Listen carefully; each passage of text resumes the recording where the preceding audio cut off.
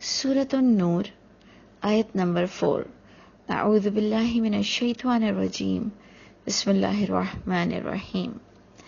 آپ نے دیکھا کہ 3 آیتوں میں ہمیں وہ بات بتائی گئی کہ اگر ہم نے قرآن میں نہ پڑھی ہوتی اور صرف اورلی ایسے ہی کسی کے منہ سے ہم سن لیتے کہ جی اسلام میں بے حیائی کی سزا 100 کوڑے ہیں اور عورتوں کو اور مردوں کو دونوں کو 100 مارے جائیں گے اور وہ بھی مومنوں کے بیچ میں مارے جائیں گے. اگر یہ ہم قرآن میں نہ پڑھتے تو ہم بہت سا ڈسکشن کر سکتے تھے کہ یہ تو بہت ایک عورت کی تذلیل ہے اور ایک مرد کی تذلیل ہے اور اس کی بے عزتی ہے اور ایسے تو نہیں ہونا چاہیے اور ویسے تو نہیں ہونا چاہیے. یعنی ہم کافی ڈسکشن اس پر ڈیبیٹس کر سکتے تھے. لیکن سورہ نور نے جب اس کو پورے واضح انداز سے کلیئر کر دیا تب واقعی قرآن کو جاننے والے یا اللہ سے محبت رکھنے والوں نے یہ ضرور سوچا ہے کہ یقیناً یہ اتنی بڑی بے حیائی، یہ اتنا بڑا گناہ ہے، پورے ماحول کو گندا کرنے والی بات تھی. اور اگر ہم اکثر آیتوں میں دیکھیں تو ہمیں ملتا ہے کہ بے حیائی کو اتنا فوکس کیا گیا آلموسٹ 1400 سال پہلے، بلکہ 1400 سے بھی پلس ہو چکے ہیں. اور پچھلی بھی کتابوں میں یہی شریعت بڑے بڑے گناہوں پر ایک ہی تقریباً شریعت رکھی جاتی ہے. تو آپ سوچیں کہ اگر آپ قرآن کا مطالعہ کریں ایمانداری سے تو ایک بے حیائی اور ایک اللہ پر ناحق باتیں کرنا، چاہے بیٹا بنانا یا چاہے ہماری طرح اور بھی بہت سا ایکسپینڈ کر دینا دین میں باتیں اللہ رسول پر. آپ دیکھیں گے کچھ اس طرح سے عربک آتی ہے کہ ان تقولوا علی اللہ ما لا تعلمون، اور وہ بھی فحش کے ساتھ کہ یہ شیطان تم کو فحش کروائے گا، یعنی بے حیائی کروائے گا. اور ان تقولوا علی اللہ ما لا تعلمون، اور یہ شیطان تم سے وہ باتیں کروائے گا کہ جو تم اللہ کے بارے میں جانتے بھی نہیں ہو. اب شیطان کیا شیطان، ہم نے پورا الزام اس ابلیس پہ ڈال دیا.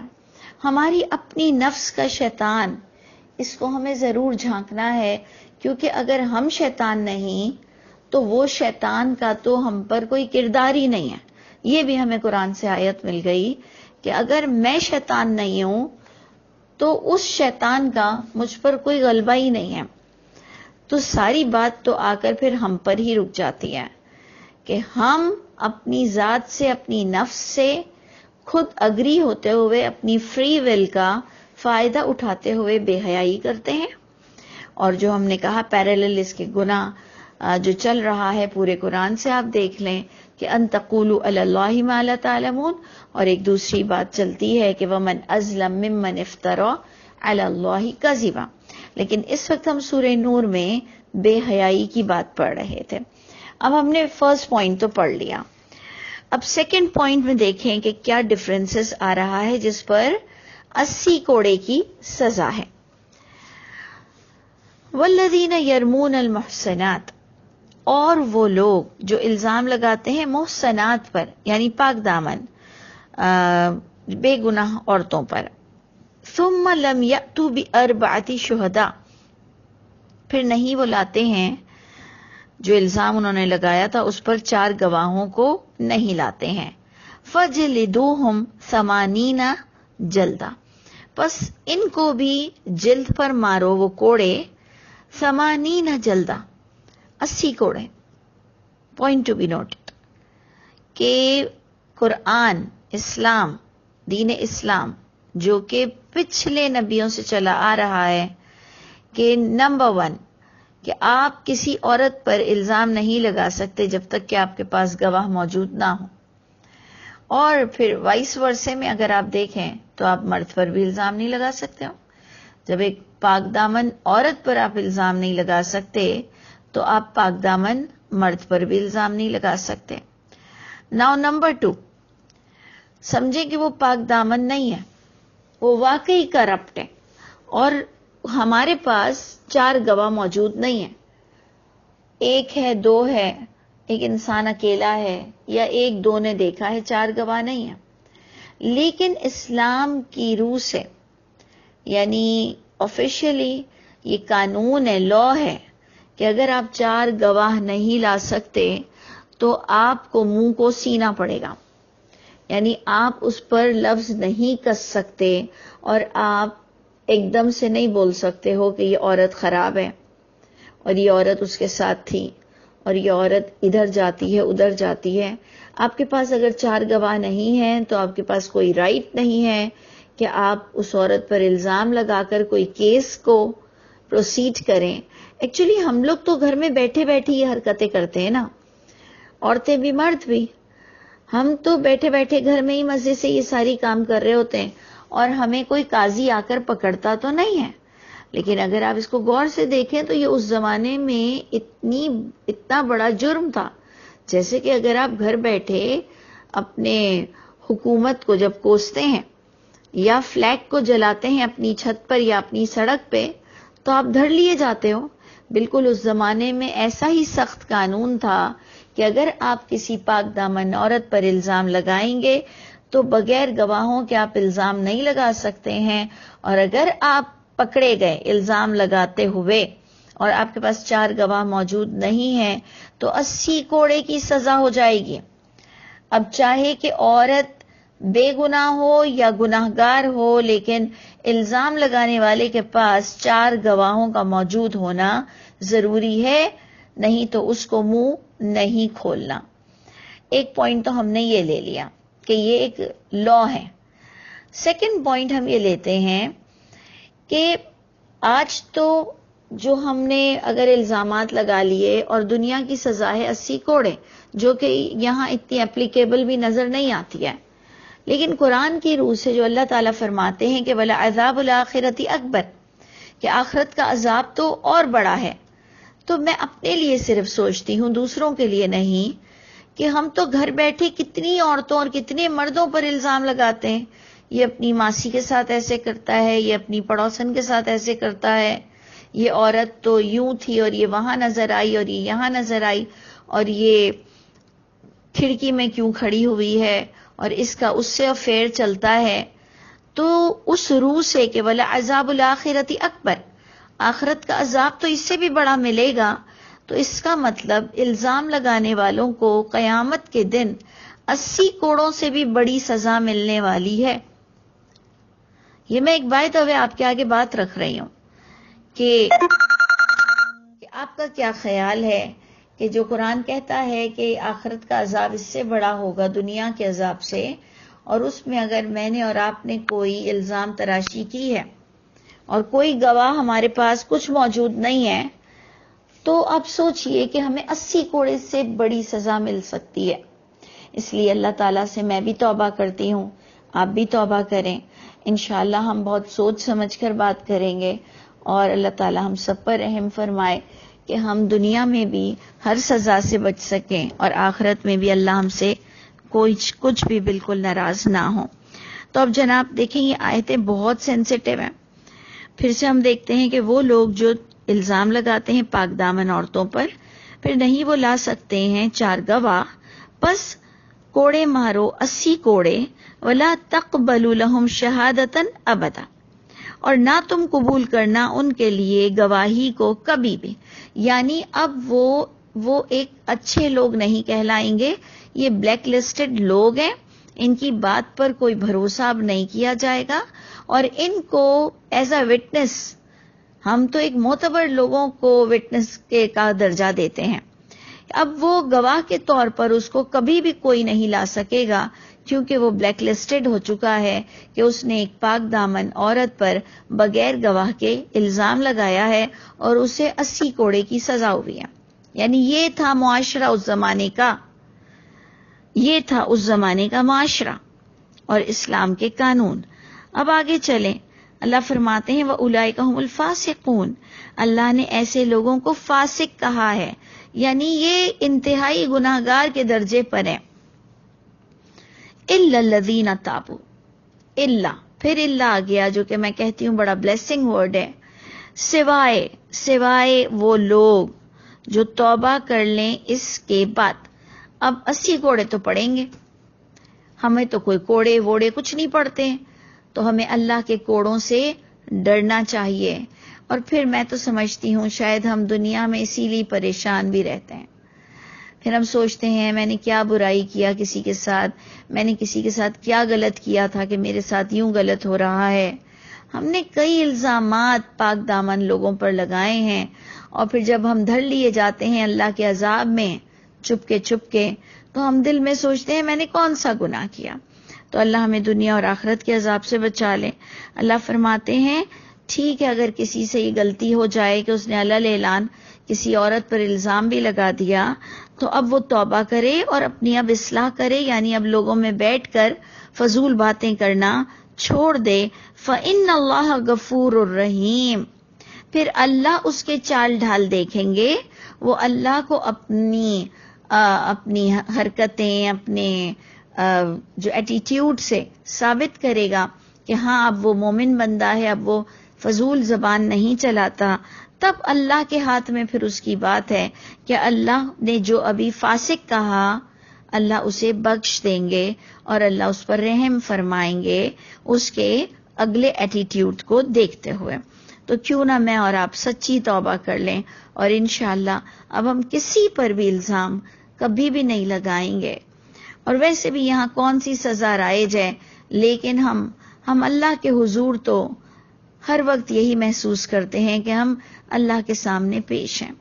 اب آیت نمبر 6 کو دیکھیے، بڑا انٹلیکچل پوائنٹ ہے. ہمارے یہاں تو طلاق طلاق طلاق کر کر طلاق دے دی جاتی ہے. یہاں پورا ایک معاشرہ نظر آ رہا ہے کہ طلاق دینے کا آپ کو ریزن بتانا پڑے گا، کاز بتانا پڑے گا کہ طلاق کیوں دی تھی. اور اگر طلاق میں مرد نے یہ کہا کہ یہ عورت بدچلن ہے اور وہ 4 گواہ نہیں لا سکتا ہے اور اس کو علیحدگی بھی کرنی ہے، تو آپ دیکھیں پھر کیا سسٹم ہے کہ اگر واقعی وہ مرد سچا ہے اور اس کی بیوی واقعی سچ مچ غلط عورت ہے اور وہ گواہ بھی نہیں لا سکتا ہے اور اس نے سیپریشن بھی کرنا ہے، یعنی ہماری طرح گھر میں طلاق طلاق طلاق کر کے طلاق نہیں ہوتی تھی، باقاعدہ قاضی کے پاس جا کر جیسے نکاح ان ریٹن مولوی کے پاس ہوتا ہے، قاضی کے ساتھ ہوتا ہے، ایسے ہی طلاق بھی باقاعدہ جا کر اور اس کا پورا کاز بتا کر اور پھر ایک بڑا وہ طلاق دیتا تھا جیسے کوئی بڑا نکاح پڑھاتا ہے. آپ یہ آیت کو دیکھیے، آیت نمبر 6 سے وَالَّذِينَ يَرْمُونَ أَزْوَاجَهُمْ ازواج پوائنٹ ٹو بی نوٹڈ. وَالَّذِينَ يَرْمُونَ أَزْوَاجَهُمْ، وہ لوگ جو الزام لگاتے ہیں اپنی عورتوں پر، اپنے جوڑوں پر. وَلَمْ يَكُنْ لَهُمْ شُهَدَاء، اور الزام لگاتے ہیں لیکن ان کے پاس گواہ ہی نہیں ہے، ان کے علاوہ کسی نے نہیں دیکھا ہے. وَلَمْ يَكُنْ لَهُمْ شُهَدَاء، یا 4 نہیں ہے یا ان کے علاوہ کوئی اور نہیں ہے. إِلَّا أَنفُسَهُمْ، سوائے ان کے اپنی نفس کے. اب کیا ہوگا؟ اب ایسی عورت کے ساتھ تو نہیں رہا جا سکتا یا ایسے برے مرد کے ساتھ تو نہیں رہا جا سکتا کہ میں نے اگر خود دیکھ لیا ہو یا آپ نے خود دیکھ لیا ہو، گواہ بھی نہیں ہے اور بیوی یا شوہر ہیں، اب رہا بھی نہیں جا سکتا. تو اب کیا کیا جائے؟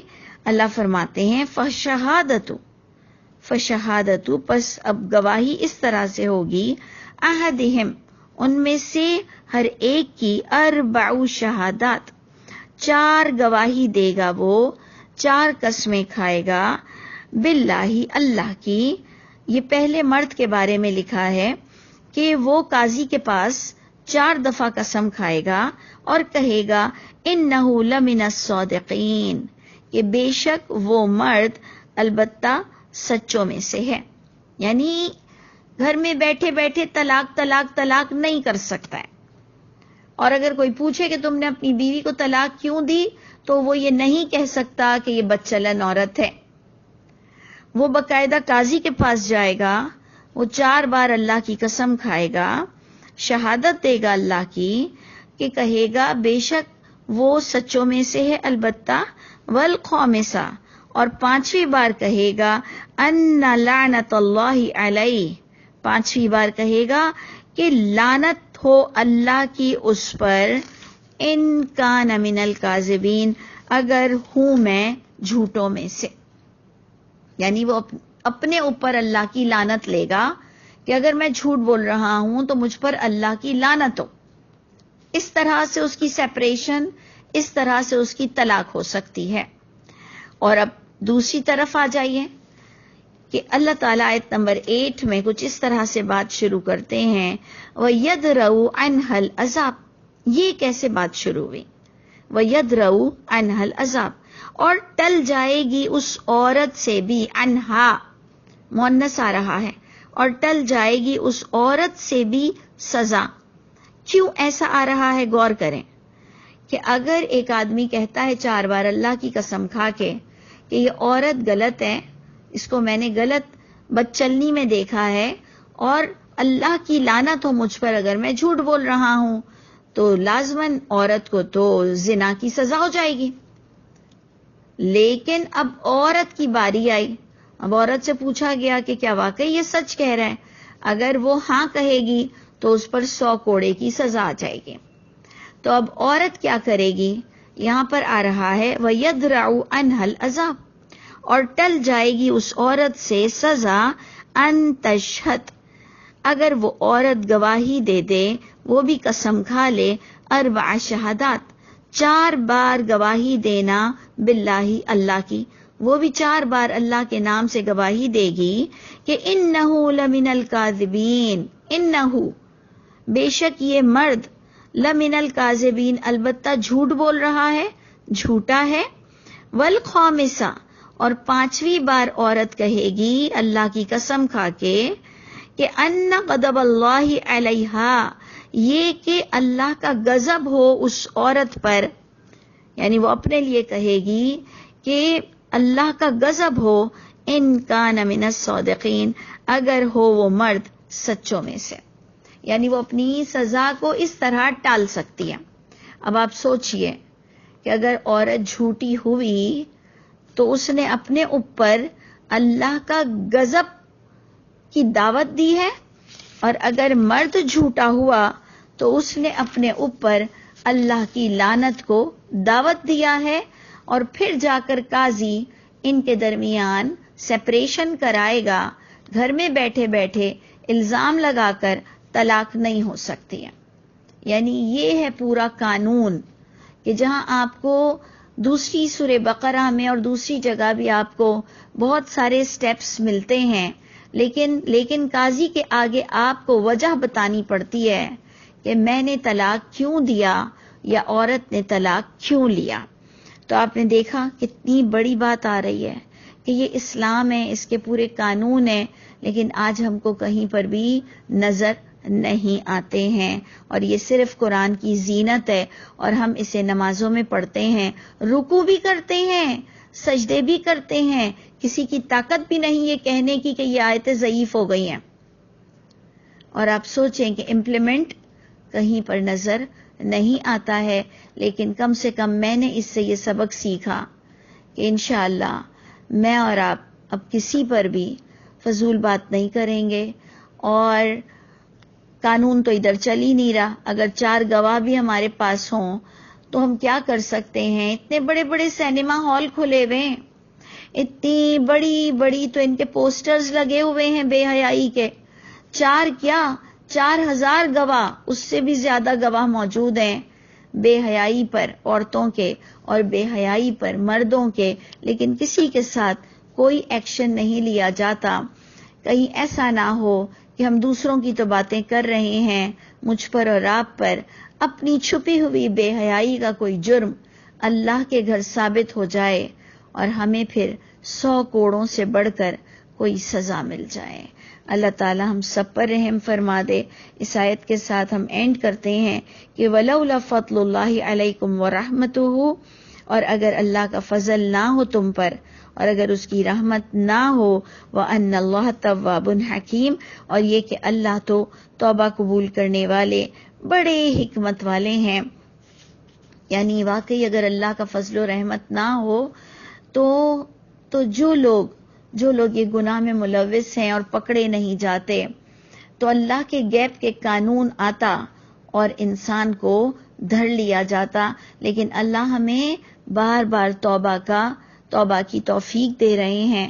اللہ ہم سب پر رحم فرمائیے اور ہمیں معاف کر دیجیے۔ اللہ تعالی ہم سب کے حامی و ناصر ہوں۔